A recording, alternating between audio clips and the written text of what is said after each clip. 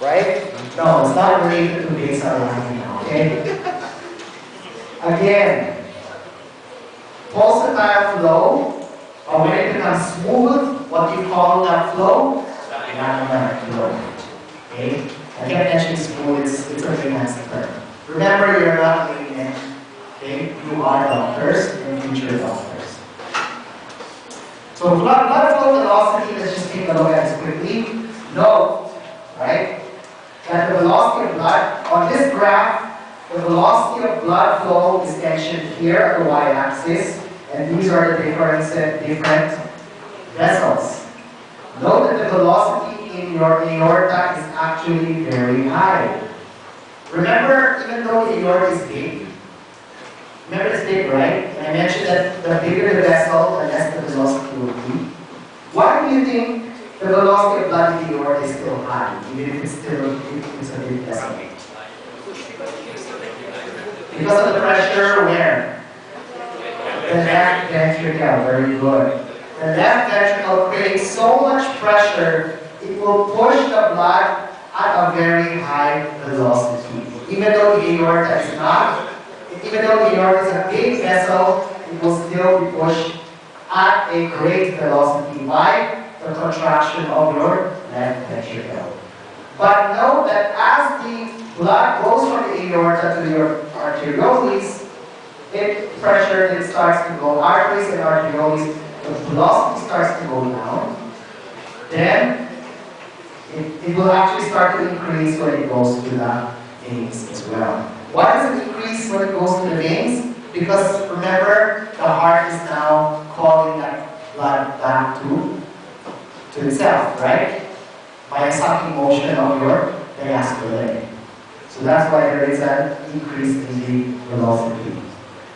The decrease in velocity here can also be attributed to your arterioles being able to constrict and dilate, and the precapillary sphincters that I talked about. They control the velocity of blood. The velocity of blood, right, cannot be, okay, let me ask you the question. Why is it not ideal for the velocity of blood in the capillaries to be high? Yes, it will burst. Remember, it has no elastic. It has no elastin. It has no smooth muscles. So it's not very strong. So if you put a velocity as high as the one in the aorta in the capillaries, it will not last a second. As soon as velocity like that goes into the capillaries, it will actually burst the capillaries. So that's why it needs to slow down. Right? So this diagram that's what it's showing you. Also note that if you were to look at the total area of the vascular bed, the aorta has the lowest area, because remember it's only like one big vessel. But if you put all the capillaries and veins, venules together, the area comes to around 4,000 centimeters squared. So there's a lot of them, and if you put them together, it's a lot. So the 60,000 miles I told you about includes your capillaries and your venules as well. Resistance to blood flow. Note that here in the arterioles, the pressure lowers because there is an increase in resistance to the blood flow. I will discuss this in greater detail later after the break when we talk about biophysics and circulation. So note that for vascular distensibility, what's distensibility again?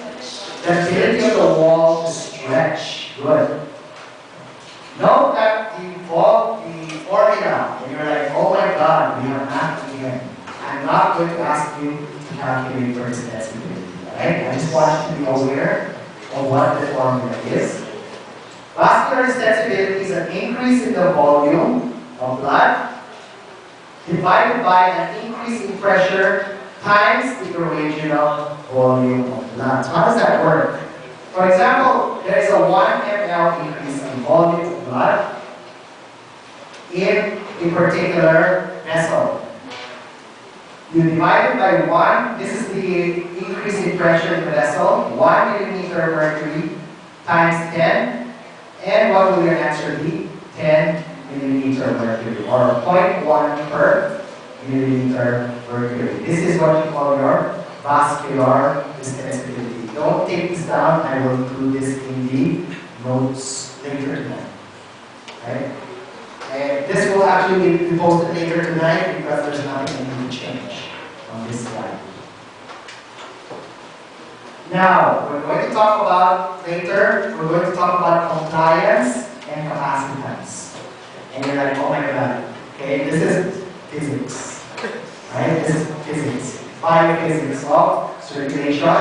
Note that vascular compliance refers to the increase in volume divided by an increase in pressure.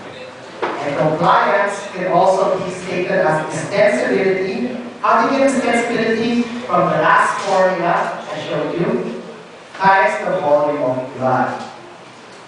It's noted that the compliance of systemic vein is 24 times of its corresponding artery because of veins are 8 times more distensible than arteries. And it has a volume of 3 times as great, so 8 times 3 equals 24. Right? And with that, what I said, 9:48. Please be back at 10:15. Right? Alright, thank you.